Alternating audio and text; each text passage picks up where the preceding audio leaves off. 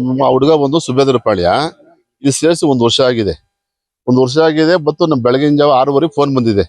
6:30 phone ಬಂದು ಏನಪ್ಪ ಬಂದು ವಿಚಾರಿಸಿ ನೋಡಿದಕ್ಕೆ ಬೆಳಗ್ಗೆ ಎದ್ದೇನೋ 5:30 ಎಬ್ಬಸಿ ವಾಕಿಂಗ್ ಮಾಡಿಸಿದ್ರಂತೆ. 2 ರೌಂಡ್ 3 ರೌಂಡ್ ಹೊಡೆದ್ರಂತೆ. ಹೊಡೆದ ತಕ್ಷಣ 3 ರೌಂಡ್ ಬಂದ ತಕ್ಷಣ ಸ್ಕಿಡ್ಡ ಬಿದ್ದುಬಿಟ್ಟ. ಹಿಂಗೆ ಬಿದ್ದುಬಿಟ್ಟು ನಾನು ಹುಡುಗನ ವಿಚಾರಿಸಿದ್ವಿ, ಹಿಂಗೆ ಎದ್ದ ಬಿದ್ದ ಬಟ್ ಅದೇನೋ ಬಂತು ಇವ್ರು ಹೇಳ್ತಿದ್ದಾರೆ. ಆಗೋಗ ನಾವು ಕಣ್ಣ ನೋಡಿದ್ರೆ ಏನಿಲ್ಲ. ಆ ಕ್ಯಾಮ್ರಾ ಚೆಕ್ ಮಾಡಿದ್ರೆ ಕ್ಯಾಮ್ರಾ ಏನೇನು ಇಲ್ಲ. ಆ ರೂಮಾಗಿರೋ ಕ್ಯಾಮ್ರಾ ಬಂದು ಕಿತ್ತಾಗಿದ್ದಾರೆ. ರೂಮಲ್ಲಿರೋ ಕ್ಯಾಮ್ರಾ ಬಂದು ಕಿತ್ತಾಗಿದ್ದಾರೆ. ಈ ಕ್ಯಾಮ್ರಾ ಬಂದು ವೈರ್ ಕಟ್ ಮಾಡಿದ್ದಾರೆ. ಇಲ್ಲಿ ಒಳಗಡೆ ಕ್ಯಾಮ್ರಾದಲ್ಲಿ ಏನೇನು ಕಾಣ್ತಾ ಇಲ್ಲ. ಬಟ್ ಇದೇನೋ ಫೋರ್ಜರಿ ಏನೋ ಆಗಿದೆ ಅಂತ ನಮ್ಗೆ ಡೌಟ್ ಸರ್. ಅದಕ್ಕೋಸ್ಕರ ನಾವೆಲ್ಲ ಬಂದು ಮಕ್ಳೇನಂತ ಒಬ್ಬ ಹುಡುಗ ಬೈಕ್ ಸರ್ ನೋಡಿ ಹುಡುಗ ಹೊಡಿತಾನೆ ಬಡಿತಾನೆ ಇವ್ರು ಇವಾಗ ಹೇಳ್ತಿದ್ದಾನೆ. ಅದರಿಂದ ಬೇರೆ ಹುಡುಗರೆಲ್ಲ ಬೇರೆ ಏನು ಹೇಳಿಲ್ಲ ಅವರು. ಇಲ್ಲ ಸರ್ ಚೆನ್ನ ಹೊಡ್ಕೊಂಡಿದ್ದಾರೆ ಆಗಿದೆ ಪಗಿದೆ ಹೇಳ್ತಿದ್ದಾರೆ. ಈ ಹುಡುಗ ನೋಡಿ ಇವೆಲ್ಲ ಹೊಡಿತಾರೆ ಸರ್, ಕಡ್ಡೆ ಹೊಡಿತಾರೆ, ಆ ತರ ಹೊಡಿತಿತ್ತು ಹೇಳ್ತಿದ್ದಾರೆ. ಬಟ್ ಮಕ್ಳು ಮುರಿತದ ಈ ತರ ಆಶೆ ಸೇರ್ಸಿದ್ರೆ ಇವರೇ ಸೌಕರ್ಯ ನೋಡ್ಕೊಂಡು ನಾವು ಸೇರ್ಸಿ ಏನ್ ಬಂದ್ ಭಾಗ್ಯ. 2 ಲಕ್ಷ 3 ಲಕ್ಷ ಫೀಸ್ ಕಟ್ಟಿ ಏನ್ ಬಂದ್ ಪ್ರಯೋಜನ. ಅದೇ ತಂದೆ ತಾಯಿಗಳಲ್ಲಿ ಎಚ್ಚರಿಕೆ ತಗೊಂಡು ಇಂಥ ಸೇರ್ಸ್ತಿರೋದು ಒಳ್ಳೇದು ಅಂತ ನಾವ್ ಹೇಳ್ತೀವಿ ಸರ್. ಉಪ್ಪು ತನಗೆ ಆಗ್ಲೇಬೇಕು ಸರ್. ಯಾಕೆ ಯಾರು ಆಟ ಮಾಡ್ತಾರೆ ನಮ್ ಜೊತೆ ತಪ್ಪಿಲ್ಲ ಅಂತ ಹೇಳ್ತಿದ್ದಾರೆ. ಅವ್ರು ಅದೇ ತರ ಹೇಳ್ತಾರೆ ನಮ್ ಜೊತೆ ತಪ್ಪಿಲ್ಲ ಸರ್, ನಾವೆಲ್ಲ ನೋಡಿ ಅಲ್ಲಿ ಸೇರ್ಸಿದ್ವಿ ಇಲ್ಲಿ ಸೇರ್ಸಿದ್ವಿ, ಅವ್ರು ಓದಿಸಿದ್ವಿ ಇವ್ರು ಓದಿಸಿದ್ವಿ, ನಾವು ಚೆನ್ನ ನೋಡ್ಕೊಂಡಿದ್ವಿ, ನಮ್ಗೆಲ್ಲ ನಮ್ಮಿಂದ ಓದಿದ್ರೆ ಭಾರಿ ಚೆನ್ನಾಗಿ ಅನುಕೂಲ ಆಗಿದೆ ಅಂತ ಹೇಳ್ತಿದ್ದಾರೆ. ಅದನ್ನ ನೋಡಿಲ್ಲ ಕೇಳಿಲ್ಲ. ಇವ್ರು ಬೆಳೆ 6:30 ಏನ್ ಮಾಡಿದ್ದಾರೆ ಸರ್. 6:30 ಈ ತರ ಬಂದು ನಿಮ್ ಹುಡುಗ ಹಿಂಗ್ ಓಡ್ಬೇಕಾದ್ರೆ ಸ್ಕಿಡ್ ಆಗಿ ಬಿದ್ಬಿಟ್ಟಿದ್ದಾನೆ, ಆಸ್ಪತ್ರೆ ತಗೊಂಡೋಗಿದ್ವಿ ಬನ್ನಿ ಅಂತ ಹೇಳಿದ್ರು. ಅಷ್ಟು ನಮ್ಮ ಹುಡುಗ ಬರೋಸಕ್ಕೆ ಕೈ ಕಾಲೆಲ್ಲ ಫುಲ್ ತಣ್ಣಗಾಗ್ಬಿಟ್ಟಿದ್ವು ಅಂತೆ. ಅಲ್ಲೇ ಹೋಗ್ಬಿಟ್ಟಿದ್ದಾನೆ, ಅಲ್ಲಿ ಹೊಸದಿ ಹೊರಟೋಗಿದ್ದಾನೆ. ನಮ್ಮ ಆರೋಪ ಸರ್. ಇದು ತನಿಖೆ ಆಗ್ಲೇಬೇಕು ಅಂತ ನಮ್ಮ ಉದ್ದೇಶ, ಬೇರೆ ಏನಿಲ್ಲ ಸರ್. ಯಾಕೆಂದ್ರೆ ಇವತ್ತು ಈ ಹುಡುಗಿ ನಾನು 10 ಜನ ಆಗ್ತದೆ ಇದೇ ತರ ಪಬ್ಲಿಕ್ ಎಷ್ಟೋ ಜನ ಆಗುತ್ತಲ್ವಾ ಸರ್. ಅದನ್ನ ಇವತ್ತು ಕ್ಲಿಯರ್ ಮಾಡಬೇಕು ಅಂತ ನಮ್ಮ ಕೋರಿಕೆ ಇದೆ. ಮುಂಚೆನೇ ಇಲ್ಲಿ ಬಂದು ಕರ್ಕೊಂಡು ಬಂದು ಇವ್ರು ಅಡ್ಮಿಟ್ ಮಾಡಿ ಶವಗಾರದಲ್ಲಿ ಇದ್ದಾರೆ. ನಾವು ಅವಾಗಿಂದ ಕೇಳ್ತಿದ್ದೀವಿ, ಇವ್ರು ಯಾರು ನಮಗೆ ತೋರಿಸ್ತಾ ಇಲ್ಲ. ಕೀ ಇಲ್ಲ ಅಂತ ಕೇಳಿದ್ರೆ ಅವ್ರ ಅಟೆಂಡರ್ ಬಂದಿಲ್ಲ, ಪೊಲೀಸವ್ರು ಬರಬೇಕು ಅಂತ ಹೇಳ್ತಾವ್ರೆ. ತಂದೆ ತಾಯಿ ಬಂದಾಗ ಅಷ್ಟೇ ಅವ್ರ ಪಾಪ ಮುಖ ನೋಡಿರೋದು. ನಾವು ಅವಾಗಿಂದ ವೆಯ್ಟ್ ಮಾಡ್ತಿದ್ದೀವಿ, ಇವ್ರು ಯಾರು ಬಿಡ್ತಾ ಇಲ್ಲ. ಇದಕ್ಕಿಂತ ಮುಂಚೆ ಇನ್ನೊಂದು ಹಾಸ್ಪಿಟ್ಲಿಗೆ ಕರ್ಕೊಂಡು ಹೋಗಿದ್ರಂತೆ, ಅಲ್ಲಿ ಆಗಲ್ಲ ಅಂತ ಹೇಳಿದ್ದಾರೆ. ಕರ್ಕೊಂಬಂದು ಇಲ್ಲಿಗೆ ಬರೋ ಅಷ್ಟರಲ್ಲಿ ಶವ ಆಗಿದ್ದಾರೆ ಅಂತ ಅವ್ರು ಹೇಳ್ತಾವ್ರೆ. ಬಟ್ ನಮಗೆ ಅವ್ರು ತೋರಿಸ್ತಾ ಇಲ್ಲ ಏನಾಗಿದೆ ಎತ್ತ ಅಂತ ನಮ್ಗೆ ಗೊತ್ತಾಗ್ತಾ ಇಲ್ಲ. ಅಲ್ಲಿ ಸ್ಕೂಲ್ ಹತ್ರ ಕ್ಯಾಮ್ರಾ ರೆಕಾರ್ಡಿಂಗ್ ತೆಗ್ಸಿ ಅಂದರೆ ಕ್ಯಾಮ್ರಾಗಳೆಲ್ಲ ಹೊಡೆದೋಗಿದೆ ನಮ್ಮ ಹತ್ರ ನಮಗೆ ಅಂತ ಹೇಳ್ತಿದ್ದಾರೆ. ಇವಾಗ ಅವ್ರು ಪೊಲೀಸರು ಅಲ್ಲಿ ಕರ್ಕೊಂಡು ಹೋಗಿದ್ದಾರೆ. ಅಲ್ಲಿ ಏನು ಅಂತ ಇನ್ವೆಸ್ಟಿಗೇಟ್ ಮಾಡೋಕ್ಕೆ ಅಂತಲೇ ಕರ್ಕೊಂಡು ಹೋಗಿದ್ದಾರೆ. ಅಲ್ಲಿಗೆ 6th ಸ್ಟ್ಯಾಂಡರ್ಡ್ ಓದ್ತಾ ಇದ್ದಿದ್ದು ದೇವನಹಳ್ಳಿನಲ್ಲಿ ಹಾಸ್ಟೆಲಲ್ಲಿ ಇದ್ರು. ಕರ್ಲಿಂಗ್ ಸ್ಕೂಲ್ ಅಂತ ಸರ್. ಇವಾಗ 6th ಸ್ಟ್ಯಾಂಡರ್ಡ್ ಮಗುಗೆ ಏನಾದರೂ ಒಂದು ಆಗಿರುತ್ತೆ ಅಂತಂದರೆ, ಅಥವಾ ಮುಂಚೆ ಏನಾದರೂ ಸೈನ್ಸ್ ಇರಬೇಕು. ಇವಾಗ ಹಾರ್ಟ್ ಅಟ್ಯಾಕ್ ಆಗುತ್ತೆ ಅಂತಂದರೆ ಎಂಥವ್ರಿಗೂ ಒಂದು ಸೈನ್ಸ್ ಇರುತ್ತಲ್ವಾ. ಅವರು ಅಟ್ಲೀಸ್ಟ್ ಏನಾಗಿದೆ ನಮ್ಮ ಮಗುಗೆ ಅಂತ ಹೇಳಬೇಕು. ಅಟ್ಲೀಸ್ಟ್ ಏನು ತೊಂದರೆ ಆಯಿತು, ಬಿದ್ದು ಕುಸಿದು ಬಿದ್ದರೂ ನಾವು ಶವಗಾರದಲ್ಲಿ ತೊಗೊಂಬಂದು ಮಲಗಿಸಿದ್ದೀವಿ ಅಂದರೆ ನಾವೇನಂತ ಅರ್ಥ ಮಾಡ್ಕೋಬೇಕು. ಏನು ಹುಷಾರು ತಪ್ಪಿತ್ತಾ, ಏನಾದರೂ ಸಮಸ್ಯೆ ಇತ್ತಾ, ಏನಾದರೂ ಹೃದಯ ಸಮಸ್ಯೆ ಇದೆಯಾ, ಅಥವಾ ಕಾರ್ಡಿಯಾಕ್ ಅರೆಸ್ಟ್ ಆಗಿದೆಯಾ, ಹಾರ್ಟ್ ಪ್ರಾಬ್ಲಮ್ ಇತ್ತಾ, ಏನೋ ಅವ್ರು ಹೇಳ್ದಿರ ಕುಸಿದು ಬಿದ್ದು ನಾವು ತೊಗೊಂಬಂದು ಶವಗಾರದಲ್ಲಿ ಮಲಗಿಸಿದ್ದೀವಿ ಅಂತಂದರೆ ನಾವೇನಂತ ಅರ್ಥ ಮಾಡ್ಕೋಬೇಕು. ಇಲ್ಲ, ಹುಡುಗ ಚೆನ್ನಾಗೇ ಇದ್ದ. ರಜಕ್ಕೆ ಬಂದು 1 ತಿಂಗಳು ನಮ್ಮ ಅಜ್ಜಿ ಮನೆಯಲ್ಲೆಲ್ಲ ಬಂದ, ಚೆನ್ನಾಗಿದ್ದ, ಚೆನ್ನಾಗಿ ಆಟಾಡ್ಕೊಂಡು ಆರೋಗ್ಯವಾಗಿದ್ದಿದ್ದು ಮಗು ಸರ್. ಹೇಳ್ತಿಲ್ವಾ, ಒಂದು ಚೂರು ಅವ್ನಿಗೆ ಹೆಲ್ತ್ ಇಶ್ಯೂಸ್ ಅಂತ ಏನೂ ಇರಲಿಲ್ಲ. ಒಂದು ದಿವಸ ಹಾಸ್ಟೆಲಿಂದ ಕರ್ಕೊಂಡೋಗಿ ಇವ್ರು ಹಾಸ್ಪಿಟ್ಲಿಗೆಲ್ಲ ತೋರಿಸಿದ್ದೇ ಇಲ್ಲ. ಅವ್ನಿಗೆ ಎಲ್ಲ ಆರೋಗ್ಯವಾಗಿರೋ ಮಗು ಬೆಳಗ್ಗೆ ಫೋನ್ ಮಾಡಿ 1 ಅವರ್ಗೆಲ್ಲ ಇಷ್ಟೆಲ್ಲ ನಡೆದಿದೆ, ಕರ್ಕೊಂಬಂದು ಶವಗಾರದಲ್ಲಿ ಮಲಗಿಸಿದ್ದೀವಿ ಅಂತಂದರೆ ನಾವೇನಂತ ಅರ್ಥ ಮಾಡ್ಕೋಬೇಕು.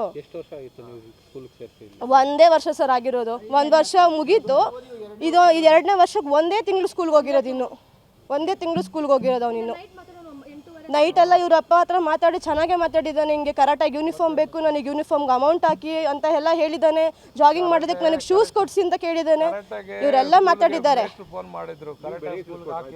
ಹೌದು, ಬೆಳಗ್ಗೆ ಸರ್ 1 ಅವರ್ ಟೈಮ್ ಗ್ಯಾಪಲ್ಲಿ ಇದೆಲ್ಲ ನಡೆದಿರೋದು. ನಾವು ಇವ್ರು ಎಲ್ಲರಿಗಿಂತ ಮುಂಚೆ ಪೊಲೀಸರು ಸ್ಕೂಲ್ ಹತ್ರ ಇದ್ದಾರೆ. ಇವ್ರಿಗೆಲ್ಲ ಫೋನ್ ಮಾಡಿ ಇಂಟಿಮೇಟ್ ಮಾಡೋಕ್ಕಿಂತ ಮುಂಚೆನೇ ಪೊಲೀಸರು ಸ್ಕೂಲ್ ಹತ್ರ ಇದ್ದಾರೆ ಅಂತಂದರೆ ನಮಗೆ ಪ್ರೂಫ್ ತೋರಿಸ್ತಾ ಇಲ್ವಲ್ಲ. ಅವರು ಎಲ್ಲಿ ಬಿದ್ದ ಸರಿ, ಅಷ್ಟು ದೊಡ್ಡ ಹಾಸ್ಟೆಲ್ ಸರ್ ದೇವನಹಳ್ಳಿನಲ್ಲಿ, ಅವ್ರ ಹತ್ರ ಕ್ಯಾಮ್ರಾ ರೆಕಾರ್ಡಿಂಗ್ ಪ್ರೂಫ್ ಇಲ್ಲ ಅಂತಂದ್ಮೇಲೆ ಅವ್ರು ಹೆಂಗೆ ಹೇಳ್ತಾರೆ ನಮಗೆ ಹಿಂಗಾಗಿದೆ, ಹಿಂಗೆ ಬಿದ್ದರು ಅಂದಿದ ತಕ್ಷಣ ನಾವು ಹೆಂಗೆ ಒಪ್ಕೊಬೇಕು ಸರ್. ಅವ್ರು ಹೆಂಗೆ ಬಿದ್ದರು ಅಂತ ಗೊತ್ತಿಲ್ಲ, ಬಿದ್ದಿದ ತಕ್ಷಣ ಸತ್ತೋಗ್ತಾರೆ ಅನ್ನೋದಕ್ಕೆ ನಮ್ಗೇನು ಸರ್ ಪ್ರೂಫ್ ಕೊಟ್ಟಿದ್ದಾರೆ ಇವರು. ಓದ್ತಿದ್ದ 5ನೇ ಕ್ಲಾಸ್ಗೆ ಕರ್ಕೊಂಡ್ಬಿಟ್ಟಿದ್ದೆ ಹಾಸ್ಟ್ಲಿಗೆ. 6ನೇ ಕ್ಲಾಸ್ ಓದ್ತಿದ್ದನ್ನ ಬೆಳಗ್ಗೆ ಕುಸ್ತು ಬಿದ್ದ ಜಾಕಿಂಗ್ ಮಾಡೋವಾಗ ಅಂತ ಹೇಳ್ತಾರೆ. ಅದು ಹಾಸ್ಟ್ಲಲ್ಲಿ ಕುಸ್ತು ಬೀಳೋಕ್ಕೆ ಕಾರಣ ಇಲ್ಲ. ಇಲ್ಲಿ ಹಾಸ್ಪಿಟ್ಲ್ ಹತ್ರ ಬಂದು ನೋಡೋಕ್ಕೆ ಶವವಾಗಿ ಮಲಗಿಸವ್ರೆ. ಸ್ಕೂಲ್ನಿಂದನೇ ಏನೋ ಆಗಿರಬೇಕು, ಏನೋ ಹೊಡೆದೋ ಬಡದೋ ಮೆಸ್ಟ್ರುಗಳು ಏನೋ ತೊಂದರೆ ಮಾಡಿರ್ಬೋದು. ಏನು ಹೇಳಿರಲಿಲ್ಲ, ಏನು ಈ ಥರ ಇದೆ ಅಂತ ಕಂಪ್ಲೇಂಟ್ ಏನು ಹೇಳಿರಲಿಲ್ಲ. ಬಟ್ ಆಕಸ್ಮಿಕವಾಗಿ 6ನೇ ಕ್ಲಾಸ್ ಹುಡುಗನಿಗೆ ಏನಾಗಕ್ಕೆ ಸಾಧ್ಯ ಹೇಳ್ರಿ. ಏನೋ ಯಾರೋ ಹೊಡೆದಿರ್ಬೇಕೋ ಏನೋ ಆಗಿರಬೇಕು ಅಂತ ನನಗೆ, ಏನೋ ಓಡಿಲ್ಲ ಪಡಿಲ್ಲ ಅಂತ ಯಾರೋ ಹಿಂದೆ ಬಂದೆ ಬೆನ್ನಿಗೋ ಹೊಡೆದಿರಬೇಕು ಅಂತ ನನ್ನ ಅನುಮಾನ. ಈಗ ನಿಮ್ಗೆ ಯಾರು ಹೇಳಿದ್ರು, ಯಾವ ಥರ ತಿಳಿಸ್ಕೊಟ್ರು ನಿಮಗೆ? ಅವ್ರು ಸ್ಕೂಲಿಂದನೇ ಫೋನ್ ಮಾಡಿದರು, 6:45 ಫೋನ್ ಮಾಡಿದರು. ಗುರುಕಿರಣ್ ಪೇರೆಂಟ್ಸ್ ಅಂದ್ರೆ ಹೌದು ಅಂದರೆ ನಿಮ್ಮ ಗುರುಕಿರಣ್ ಜಾಕಿಂಗ್ ಮಾಡ್ಬೇಕಾದ್ರೆ ಬಿದ್ದವನೇ, ಕುಸ್ತು ಬಿದ್ದವನೇ ಅಂತ ಹೇಳಿದ್ರು. ಪಲ್ಸ ಇದೆಲ್ಲ ಯಾಕೆ ಮೇಡಮ್ ಏನಾಯಿತು ಅಂತಂದರೆ ಪಲ್ಸೆಲ್ಲ ಕಮ್ಮಿ ಆಗಿದೆ ಅಂತ ಹೇಳಿದ್ರು. ಆರಾಮಾಗಿ ಅವನೇ ಅಂತ ಹೇಳಿದ್ರು. ಇಲ್ಲಿ ಬಂದು ನೋಡೋ ಅಷ್ಟೊತ್ತಿಗೆ ಈ ಕೆಲಸ ಆಗೈತೆ. ಅವರೇ ಸರ್, ಅವರೇ ಕರ್ಕೊಂಬಂದು ಸೇರಿಸಿದ್ರು. ಅವರೇ ಕರ್ಕೊಂಬಂದು ನಾವಿಲ್ಲ ಅವರೇ ಕರ್ಕೊಂಬಂದು. ನಾವು ಮಲ್ಗೆ ಅವನು ಮಲಗಿದ್ದು ಏನು ಕಾಣಿಸಿಲ್ಲ, ಏನು ನೋಡಲಿಲ್ಲ ಇನ್ನೂ ಕರೆಕ್ಟಾಗಿ. ನಮ್ಮ ಹೆಸರು ರಾಘವೇಂದ್ರ ಅಂತ. ಬಾಗ್ಲೂರು ಪೊಲೀಸ್ ಠಾಣಾ ವ್ಯಾಪ್ತಿಯಲ್ಲಿ ಸ್ಟೆರ್ಲಿಂಗ್ ಸ್ಕೂಲ್ ಅಂತ ಒಂದು ಶಾಲೆ ಇದೆ. ಇವತ್ತು ಬೆಳಗಿನ ಜಾವ ಸುಮಾರು ಒಂದು 5:30 ಗಂಟೆ ಅಷ್ಟೊತ್ತಿಗೆ 12 ವರ್ಷದ ಒಬ್ಬ ಹುಡುಗ ಗುರುಕಿರಣ್ ಅಂತಂದು, ಮೂಲತಃ ಯಲಹಂಕ ನಿವಾಸಿಯಾಗಿರ್ತಾರೆ. ಬೆಳಿಗ್ಗೆ PT ಸಮಯಕ್ಕೆ ಅಂತಂದು ಬಂದಾಗ ಅನುಮಾನಾಸ್ಪದವಾಗಿ ಸಾವನ್ನಪ್ಪಿದ್ದಾರೆ ಅಂತಂದು ಅವರ ತಂದೆ ತಾಯಿಯಂದರು ಕೂಡ ಅಲಿಗೇಷನ್ ಮಾಡ್ತಾಯಿದ್ದಾರೆ. ಸ್ಕೂಲ್ ಮ್ಯಾನೇಜ್ಮೆಂಟ್ ಮೇಲೆ ಮತ್ತು ಒಬ್ಬರು ಟೀಚರ್ ಮೇಲೂ ಕೂಡ ಅಲಿಗೇಷನ್ ಮಾಡ್ತಿದ್ದಾರೆ. ಅವರ ಸಂಬಂಧಿಕರೆಲ್ಲ 40-50 ಜನ ಇದ್ದಾರೆ ಇಲ್ಲಿ. ನಾನು ಕೂಡ ಬಂದು ಅವ್ರ ಹತ್ರ ಮಾತಾಡಿದ್ದೀನಿ. ಅವ್ರಿಗೆ ನಿಮ್ಗೆ ಏನೇನು ಅನುಮಾನಗಳಿದ್ದಾವೆ, ಏನೇನು ನಿಮ್ಮ ಅಭಿಪ್ರಾಯಗಳಿದ್ದಾವೆ ಅಥವಾ ಯಾವ್ಯಾವ ರೀತಿ ಲೋಪದೋಷಗಳಿದ್ದಾವೆ ಎಲ್ಲದನ್ನೂ ಕೊಡಿ, ನಾವು ನೀಟಾಗಿ ತನಿಖೆ ಮಾಡಿಸ್ತೀವಿ. ತನಿಖೆ ಮಾಡಿಸಿ ಕಾನೂನು ಪ್ರಕಾರ ಏನು ಶಿಕ್ಷೆ ಕೊಡಿಸ್ಬೇಕು ಅದನ್ನು ಕೊಡಿಸ್ತಕ್ಕಂಥ ಜವಾಬ್ದಾರಿ ಪೊಲೀಸ್ ಇಲಾಖೆದು ಅಂತಂದು ಆಶ್ವಾಸನೆ ಕೊಟ್ಟಿದ್ದೀನಿ. ಸೊ ಈಗ ನೆಕ್ಸ್ಟ್ ಏನು ಕಂಪ್ಲೇಂಟ್ ಕೊಡ್ತಾರೆ ಅದನ್ನು ತೊಗೊಂಡು ಇನ್ವೆಸ್ಟಿಗೇಷನ್ನು ಶುರುವಾಗ್ತದೆ. ಪೊಲೀಸ್ ಇಲಾಖೆಗೆ ಯಾವುದೇ ರೀತಿ ದೂರು ಆ್ಯಸ್ ಆಫ್ ನೋ ಬಂದಿಲ್ಲ, ಬಟ್ ಚೆಕ್ ಮಾಡಿ ನೋಡ್ತೀವಿ ಏನಾದ್ರು ಇದೆಯಾ ಅಂತಂದು. ಸಾಕಷ್ಟು ಅಲಿಗೇಷನ್ಸು ಬೇರೆ ಪೇರೆಂಟ್ಸ್ಗಳು ಹೇಳ್ತಾ ಇದ್ದಾರೆ. ಸೊ ಶಿಕ್ಷಣ ಇಲಾಖೆಯ BO ಕೂಡ ಬರ್ತಾ ಇದ್ದಾರೆ. ಅವರು ಕೂಡ ಬಂದು ಅವ್ರು ಯಾರ್ಯಾರು ಪೇರೆಂಟ್ಸ್ದು ಏನೇನು ಸಮಸ್ಯೆಗಳಿದೆ ಅಥವಾ ಅವ್ರ ಮಕ್ಕಳಿಗೆ ಏನಾದರೂ ಸಮಸ್ಯೆಗಳಾಗಿದೆಯಾ ಅಥವಾ ಇಲ್ಲಿಗಲ್ ಆ್ಯಕ್ಟ್ಸ್ ಆಗಿದೆಯಾ ಅಂತಂದೂ ಕೂಡ ಪರಿಶೀಲನೆ ಮಾಡ್ತೀವಿ. ಸೊ ಅದೇನು ಯಾವ್ಯಾವ ಇಲಾಖೆಯಿಂದ ಏನು ಕ್ರಮ ತೊಗೊಳ್ಬೇಕು ಅದನ್ನು ಬಿಗಿಯಾದ ಕ್ರಮನ ತೊಗೊಳ್ತೀವಿ.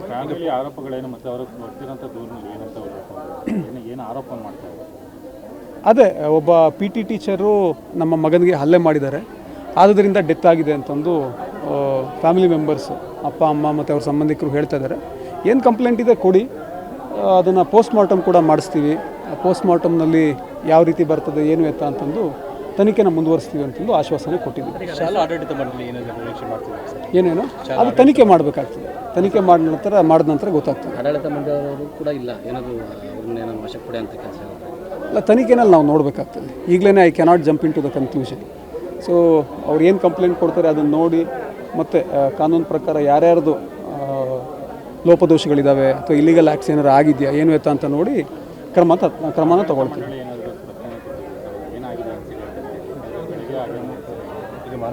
ಅವ್ರ ಬಗ್ಗೆ ನನಗೆ ಆಡಳಿತ ಮಂಡಳಿಗೆ ಸ್ಪಷ್ಟನೆ ಕೊಟ್ಟಿರೋ ಬಗ್ಗೆ ನನಗೆ ಐಡಿಯಾ ಇಲ್ಲ. ನಾನು ಇಲ್ಲೇ ಸಾರ್ವಜನಿಕರ ಜೊತೆಗೆ ಮತ್ತು ಪೇರೆಂಟ್ಸ್ ಜೊತೆಗೆ ಮಾತಾಡ್ತೇನೆ. ಇಲ್ಲಿಗೆ ಮಾನವೀಯತೆ ದೃಷ್ಟಿಯಿಂದ ಕೂಡ ಇಲ್ಲಿಗೆ ಮಾತುಕತೆಗೆ ಕೂಡ ಬರ್ತಿಲ್ಲ ಅಂತ ಯಾರು ವಿಚಾರ ಸಾವನ್ನಪ್ಪಿದೆ ವಿಚಾರವಾಗಿ ಅಲ್ಲ, ಅದು ನೀವು ಅವ್ರ ಹತ್ರ ಕೇಳ್ಕೊಬೇಕು.